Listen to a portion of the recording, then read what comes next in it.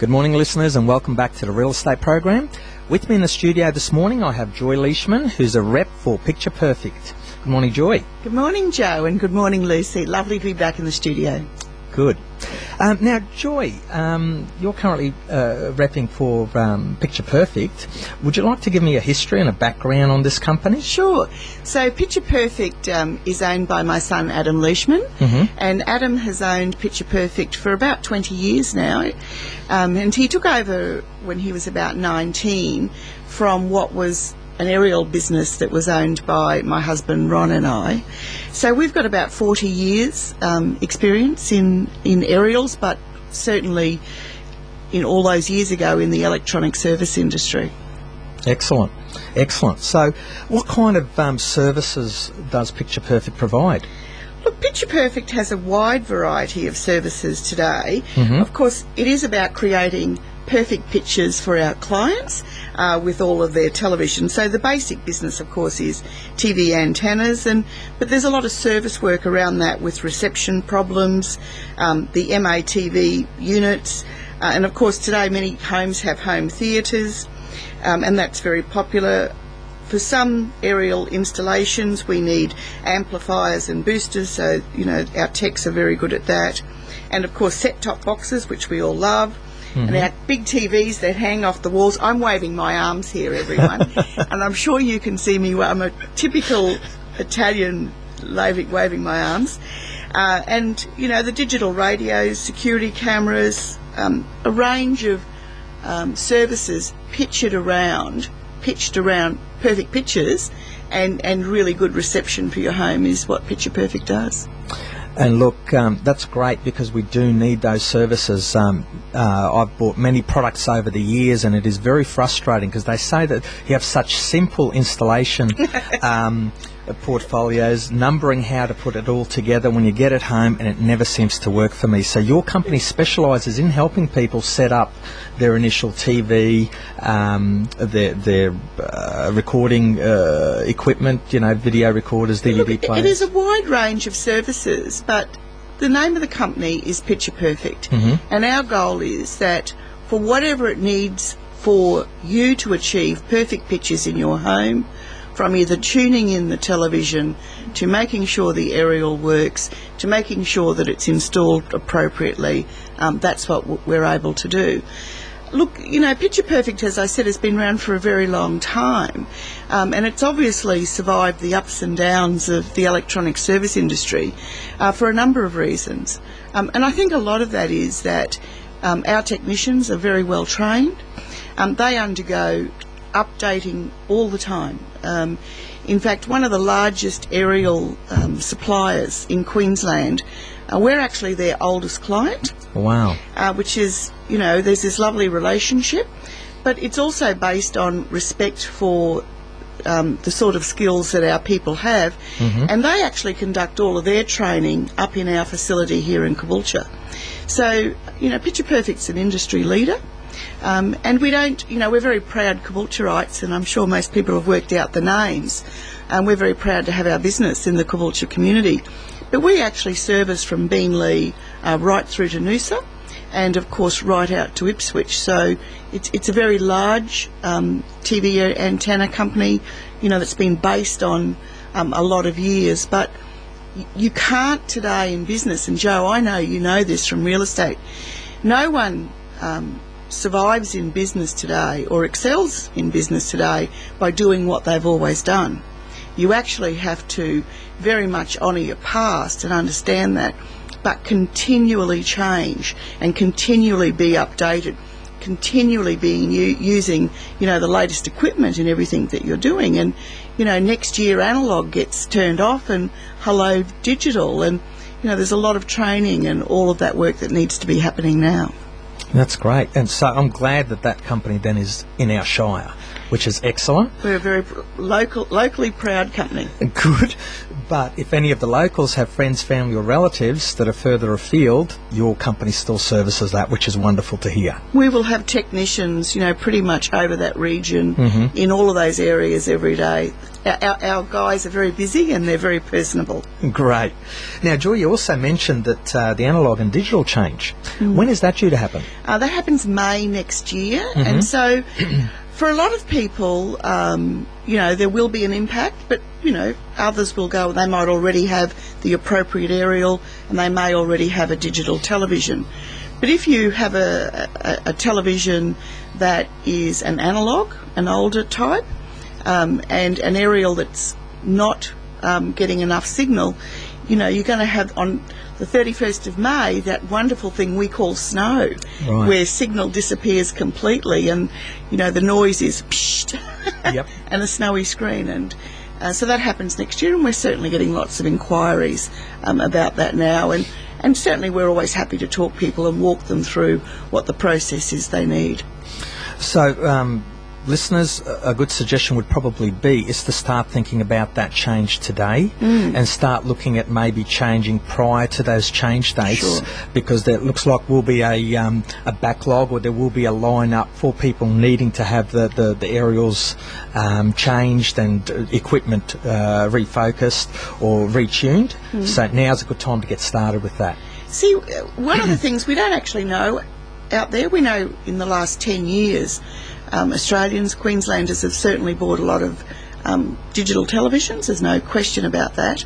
But what we don't know is that into every house. I mean, a lot of people might have 2 digital televisions in their home, but their next door neighbour might still have the analogue. So there's not a lot of accurate data about how many people will be impacted on it. The federal government, of course, has written to every aged pensioner, informing them that this is going to happen and what processes, that there's actually a scheme being set up to assist them. And, we're watching that very carefully. So for a lot of people, if they've got a newer home with a newer aerial, a digital television, the 31st of May is just going to be another date for them. But for a lot of people, they'll be asking the question, why is there snow on my TV screen? And so we need to be ready for it. That's right. No, that's great, Joy. Now, with the different services that you also provide, I think one of them is also security and things like that, so you do basic things with that as well? Look, there's a wide range of services there, certainly with security and the wall brackets for me, I've been in the electronic service industry as well for 40 years, and, I've seen many changes in that time, and televisions are certainly larger than what we would ever have imagined. But the quality of the picture has also, really increased dramatically. And it's the same with security cameras. I can recall the cameras that we were using for covert uses when we were installing them 20 years ago. You'd really struggle to see the quality. But today, you can have cameras installed. You can be sitting in your lounge room watching your television, and you can actually flick to a switch and have cameras around your home, and without even having to get out of your lounge chair, you can see why is that security light on. There's great technical advances happening in the security camera area, and I certainly encourage people to have a look at that. Yeah. It is a changing world. Listeners, Joe and I were talking about, because Joe has been in real estate here for a very long time, a well-respected property manager here in town. So Joe, when he started in real estate, of course, had two-way radios. We used to repair two-way radios. And if you would have said to me 30 or 40 years ago, there'll be a time when we don't have two-way radios, I would have said, no, that's just not possible. And yet, here it is, we have these wonderful little digital phones. Yes. And like Joe and people in real estate, it's changed. But for people who, like us, we service real estate. I mean, a really big part, an important part of Picture Perfect is the service we have to property managers, of all the properties. So it's not just people who have their own home with their television. We're actually managing lots of the property management market as well. Which is great, because the property management market does need that. They need that support, and I hope there's a lot of investors that are listening to this, because the day will come that maybe your aerials will need to be changed. Picture Perfect's a company that can do that wonderfully for you, especially locally. So, Joy, thank you very much for coming into the studio this morning. Please come in. And hopefully you'll have a good day. Thank you, Joe, and wish you well. Welcome back to the Real Estate Program. This morning I thought I'd actually read an excerpt out of the REIQ Journal, which is put together by the Real Estate Institute of Queensland. And the heading is, How are Australians spending their money? Half the money that Australian households spends on goods and services goes on housing, food and transport, according to the major survey released by the Australian Bureau of Statistics. The latest household expenditure survey, the average Australian household spent $1,236 per week on goods and services in 2009 and 2010. So listeners, please be aware that this is a couple of years old, but I thought still quite relevant. Now, those figures, that amount of money, is an increase of 38%, which is $343 per week, from the previous survey, which was done in 2003 and 2004. In contrast, prices as measured by the Consumer Price Index increased by 19%, indicating a rise in real living standards over the last 5 years. The largest increases in average weekly household expenditure since 2003-2004 were current housing costs, selected dwellings, up to $80 or 55% increase, due in part to increased mortgage interest repayments, up to $35, 75% increase on the previous survey, and increased rent payments up $32. Food and non-alcoholic beverages up by $51, which is a 34% increase, and recreation up $47, which is a 41% increase. Miscellaneous goods and services up $37, a 46% increase, partly due to increased spending on education fees for primary and secondary schools, which is up $10, only 107%. The level of weekly expenditure varied across states and territories. Households in Australian Capital Territory were the highest, and the Northern Territory were the next highest. The lowest average weekly expenditures were in South Australia and then Tasmania. The average weekly expenditure for household located in capital cities was $1,310, compared with $1,107 in areas outside of the capital city. Couple family households with dependent children had much higher average weekly expenditure on goods and services, which was $1,748, compared to the average household, which is $1,236 per week. Households which were lone persons aged 65 or over was only $446, had much lower weekly expenditure on average. So, yes, there we go. We've got a better idea of where we're spending our money, and it is household expenditure. And when I first looked at this article, I said, wow, the average household is spending $1,236 per week. Mind you, this is going back 2 years ago. I'm saying, but I don't know many people that earn that kind of money. So, as was pointed out to me, there's a lot of people that are obviously cohabitating and or married couples and families and so forth. So it is the average household spending, not spending per person. I hope that's been informative. Hey Lucy, we're back again. Now I thought we'd do the thought of the week, and this week again it's directed at sellers. Presentation photos for sale. Okay, this is an interesting one. Over the years of selling real estate and trying to promote the property in its best light possible, we've always asked the owners to make sure that when we do the photos that everything is neat and tidy, the yard, the house, the whole lot. Sometimes it's a big job to do that. So my tip is that ask your agent to split the photo scenes, which means that maybe one week you can spend cleaning up the yard, making sure that it is perfect, and photos from the outside can be taken in its best possible light. And then the following week come back and do photos of the interior of the house, which gives you a whole week then just to tidy up the inside. Again, the photos will be great, and they're the ones that you want to be on the net and in the advertising. So make that effort, do it once, but talk to your agent if you think it's too big a job for you to split the photo sessions. Okay, Lucy, we're back again on air, and in the studio with me this morning I have David Dioff from Moneywise Mortgages. Good morning, David. Morning, Joe. Good morning, listeners. This morning, David, I've asked you to come in and talk to us about fixed rates, okay? But first of all, I would like you to start off with giving us your background and, how you put together Moneywise Mortgage Company. Right, thanks, Joe. First of all, we should probably enter in here with a disclaimer, and the information provided here today is of a general nature, and individuals should seek independent advice based on their own personal circumstances. This is very important because everybody is different.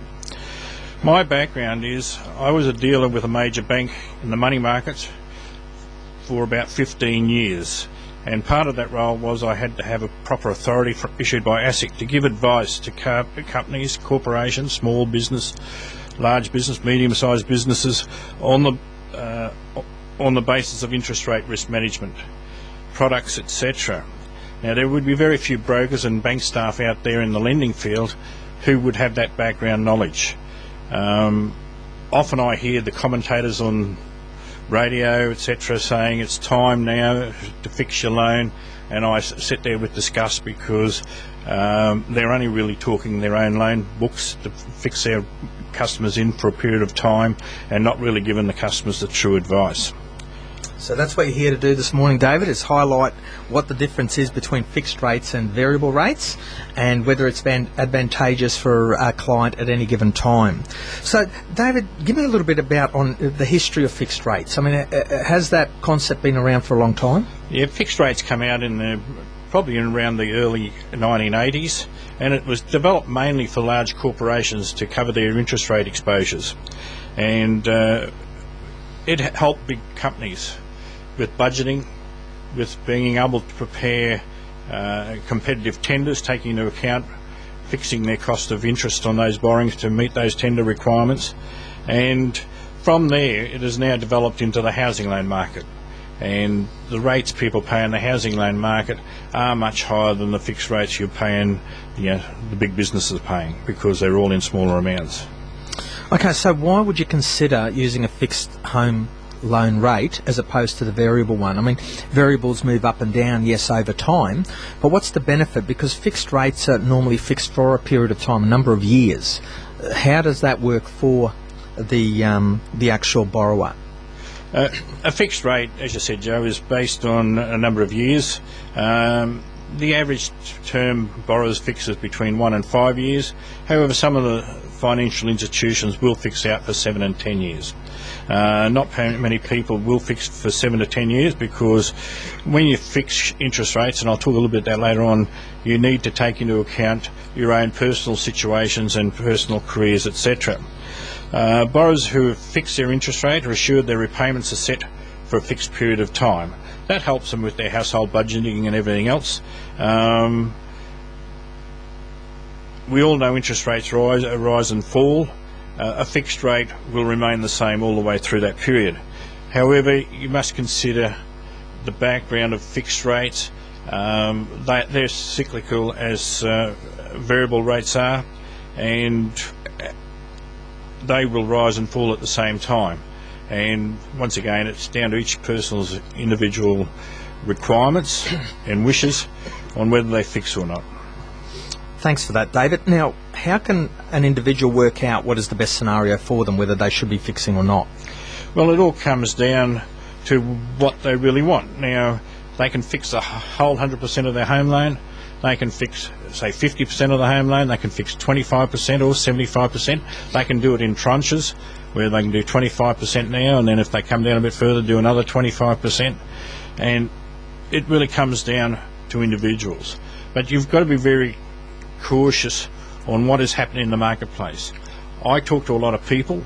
I don't make recommendations to people. People will say to me, should I fix, should I not fix? Yeah. I don't give that advice. I give them the pros and cons of fixing, and on where I think interest rates could possibly go, but it's an individual decision, and I've always believed it. Even when I worked in the major bank advising corporate customers, I used to always say to them, it's your decision, not my decision, especially when they say, what would you do?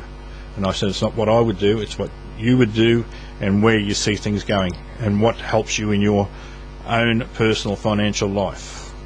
Okay, so again, the important thing even to look at fixed interest rates is that you need to know what your goals are, what you're trying to achieve, how your mortgage repayments are going, to then ask the correct questions of the broker or the bank, whoever you're dealing with, so that then they can give you their thoughts on what is to happen, but only you to make the decision that best suits your needs. Yeah, and I believe you should find out the background of the person who's given the advice, whether it's the broker or the loans officer. Find out what their background is in that area. If they've just been involved in the banking lending, they haven't got knowledge of how these products work, on what influences where the banks set these rates. You really need to research in these things, and it's not only you research the person that's offering it to you. Okay, now you touched on it before, David. You actually mentioned that you can fix a portion of your loan. Is that common? It's becoming more common that people will what we call a split loan, fix a part of it and keep variable. And you've got to remember, with a fixed rate loan, you're restricted in the amount of extra repayments you can make. Some banks will allow you to only make $5,000 extra a year in repayments. Others will do 10. There's one bank or a couple of financial institutions, I should call them, will now allow you to go out to make an extra $20,000 of repayments. And if you make more than that, you're in what they call penalties. Okay, now can you please explain that to me? What do you mean by making extra payments?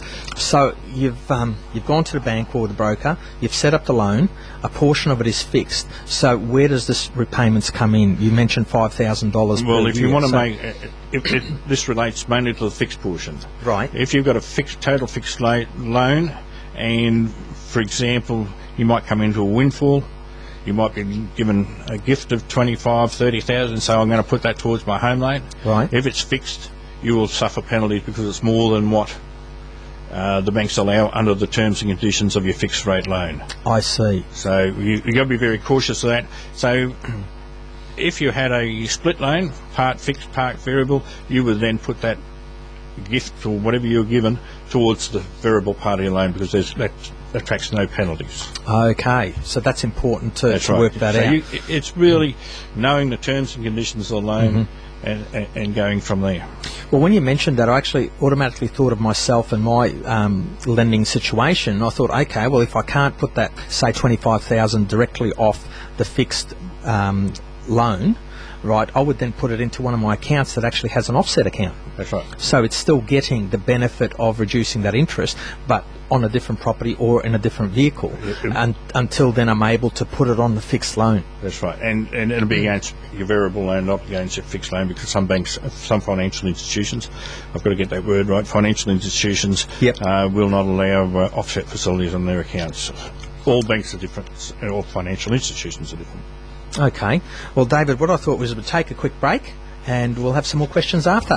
Thank you. Thank you. Welcome back, listeners. I've got David Dioth from Moneywise Mortgages in the studio with me, and we have to take a short break. Now we're getting back into the program. David, my first question is cost of fixing. Is there a cost associated with doing a fixed loan? Because obviously when you apply for a loan, that'll be the next question. I'll let you answer this one first. Cost of fixing. Thanks, Joe. The costs involved, there is a couple of costs involved in fixing the rate. Now, first of all, if you're taking out a new loan and you're going to fix it straight from the start, you'll pay an establishment fee of around $600. Once again, this can be reduced to zero depending if you take a loan package with a bank. There is another cost if you're switching from an existing floating rate or mortgage, floating variable rate mortgage to a normal to a fixed rate. The banks will charge you a switching fee of around $300. That's varied. Some of it could be as low as $150. Some could be high as around $600-700. depending on the financial institution. Right. Another fee financial institutions charge is a rate lock fee. This rate lock fee is to guarantee, say for example, if you go in today and the rate's 5.79 for say a 3-year term, and you're happy with that rate, it may take you a month for settlement or a few weeks to changes over to the fixed rate facility. You can lock the rate in, and the banks charge anywhere between $250 and $750 to guarantee you that rate. Of that day that you actually wanted to sign up at. That's right. They guarantee the rate where it is you're happy with, and if rates go up, you'll pay the rate you want locked in. If the rates come off, you'll still pay the rate you want to lock in. You won't get the lower rate. Right. And they allow sometimes up to 3 months for you to fix it at that rate by the time they get their paperwork involved. And other fees are the monthly administration fee, or that may be free if you pay the annual package fee that goes with your facility. Okay, so still fairly cheap to fix an interest rate, or take it over from variable to fixed. It is, yes. And once again, people are happy to usually pay that fee. If they're happy with the rate they're locking in at. They usually don't question those sort of fees. All right, talking about questioning. Now, I'm going to question you now. Look, what are the pros and the cons for actually fixing? I mean, good or bad things? Well, yeah, you depend on which way you want to look at it. On the pros, you know that the interest rate will not change for the period of fix, 1 year to 5 years or 7 years or 10 years if you go that long. Payments amounts will not change, so that allows you with your personal budgeting and being able to throw in some money for a holiday in your budget and all this sort of stuff. It also provides personal security and personal peace of mind, knowing your repayments will be that for the period of the loan. On the bad points of fixing is you don't make any savings if interest rates come down, because you're paying a fixed rate.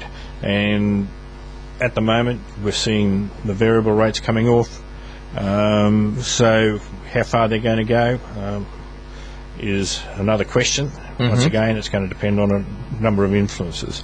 During that period of the fixed, you can't refinance a loan unless you pay break costs, and then if those break costs, if the loan, the fixed rate loan generally is below the rate you paid, you could be up for some horrendous fixed rate break costs. So it doesn't make it viable then? No, it doesn't, because we often see problems when we have marital disputes and everything else, and we come into selling the house. Well, they've got to sell the house, but they've also got to pay the break costs. Oh, I never thought about that, but that's right. That is something to consider when you're doing the asset split. That's right. Or looking at the financial breakdown. That's right. It could cost you because you're breaking a fixed rate agreement, and that's why it generally stops people from being able to sell the house, because for relocation problems, whatever they have, because they have to pay the break costs.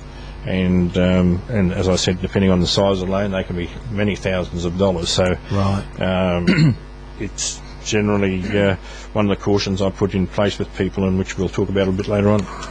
Okay, so to me, the benefit is that when the interest rates are really, really low, and I don't think that they're going to go down any lower, that's the time to fix, because then I get it at the lower rate for that number of years. That's right. So good saving, and like you mentioned, it could pay for that extra holiday. But that's the gamble. The gamble is, we have to outguess the Reserve Bank and the banks to see whether the interest rates are going to go up and down to be able to make that right decision for us as individuals. It's a gamble. It's I can't put any what's saying, but you can have an informed gamble and do your research. Yep. And often, and when I was involved with big businesses, I'd say to people, just watch it and flow with it. You may find it will bottom out. You can either lock in then, or if you're not sure and it starts to bounce a bit back up, lock in then. And if you have a look at where they were, interest rates were, say for a 5-year term, 12 months ago it was around 6.9.